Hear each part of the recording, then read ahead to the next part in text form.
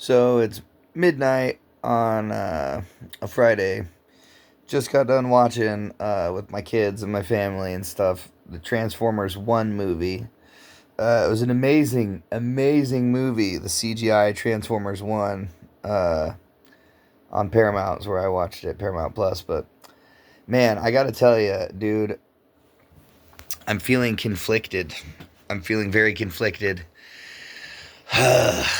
What can I say after having watched that? But I think if I meditate upon the movie long enough, I can gain virtue, possibly. Let me explain real quick. So I'm conflicted because through this movie, you got to see Optimus Prime becoming Optimus Prime, and you got to see Megatron becoming Megatron, and some spoilers. So if you don't want spoilers, tap out now. But it's insane. Uh, this horrible, evil Transformer guy basically killed all the original Primes and usurped control of all of Cybertron and stole the cogs out of their chests before they came online, even. Super horrible dude, enslaved their whole race, to mine ore, which is equivalent to their water and food source, both combined.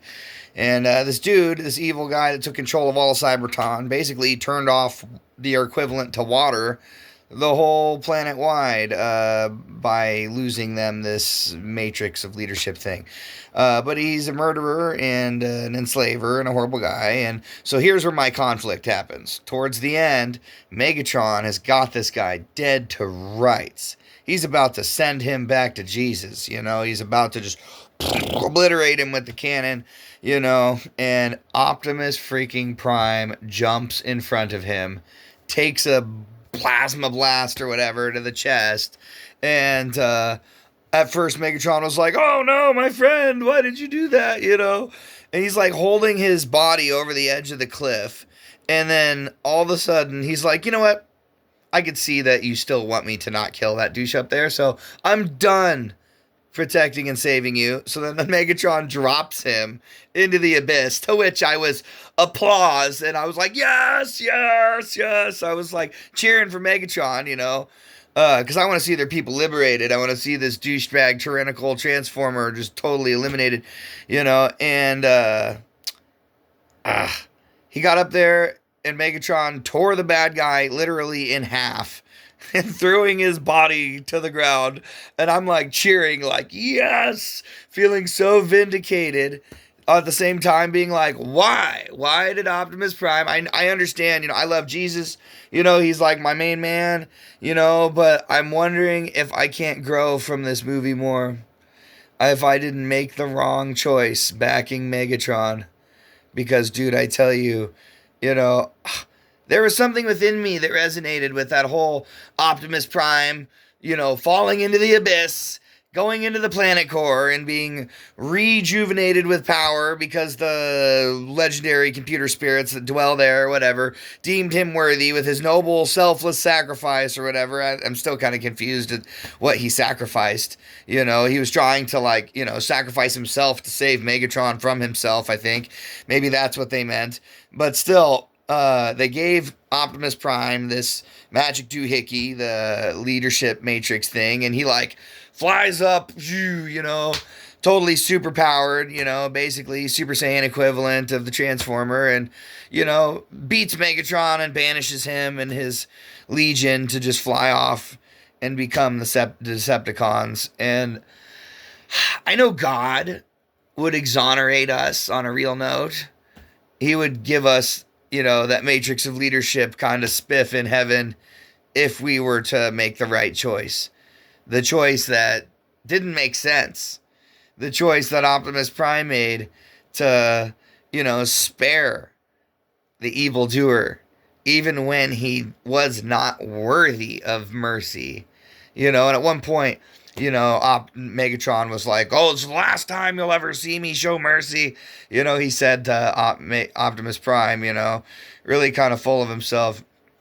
But I wonder, I wonder how much I'll grow from meditating this movie in the years to come. Because I tell you, I think Jesus would smile upon Optimus Prime's choice. I don't think he'd smile too much upon Megatron's choice, but still, this world has never seen an example of mercy as great as Optimus Prime showed to Megatron there, by trying to stop him from, basically destroying himself by killing this person, you know, other than Jesus. Jesus has shown that kind of mercy. I mean, let's be real. When have we seen a war or a conflict or something horrible end with mercy? With mercy being given even to the other side that doesn't deserve it, you know.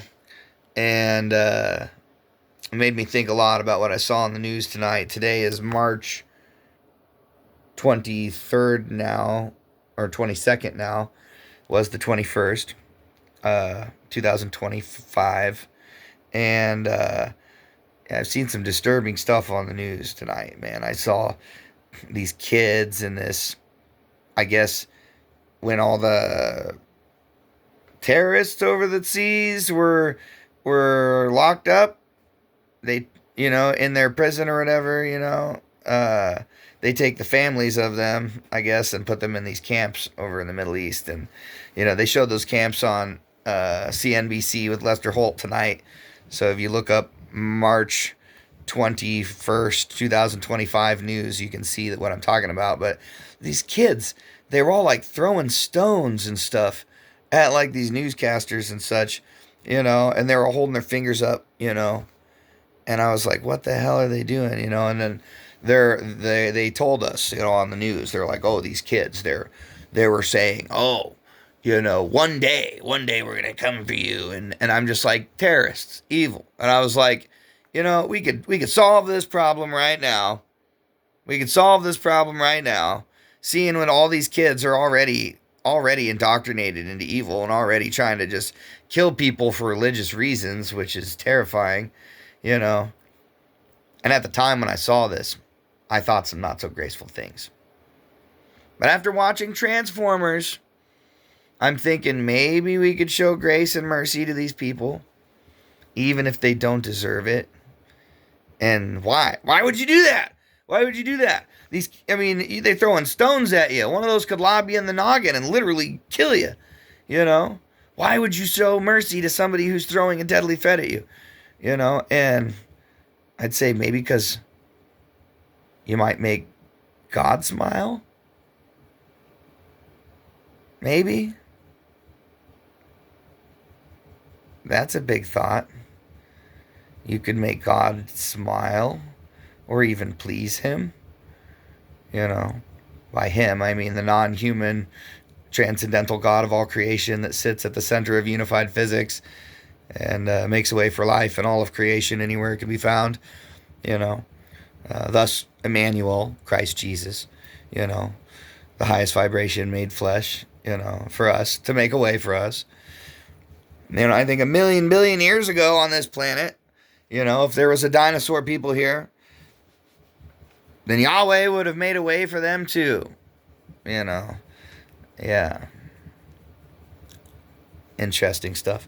Well, I think I'm getting off topic from Transformers, but again, going back to that, wow, man, I was like dead on Megatron's side until the end when Optimus Prime was given the magical sparkly element, and then I'm like, really, I can feel it. I would still have the Decepticon logo on. I could feel it. I still would. But I don't want it. I want to trade it in. I want to trade it in for an Autobot logo. Because I want to make Jesus happy. And I do. I really do. I really do want to make God happy with the choices that I make. Broken and imperfect. All sins are equivocal in the eyes of someone infinitely greater than yourself. But done ranting and raving. I always said I was Team Decepticon. That was like my favorite thing, on the Transformers. So I didn't know crap about Transformers before I watched the Transformers 1 movie. And I gotta say, officially, for the first time ever, Team Autobot. Team Autobot. Roll out.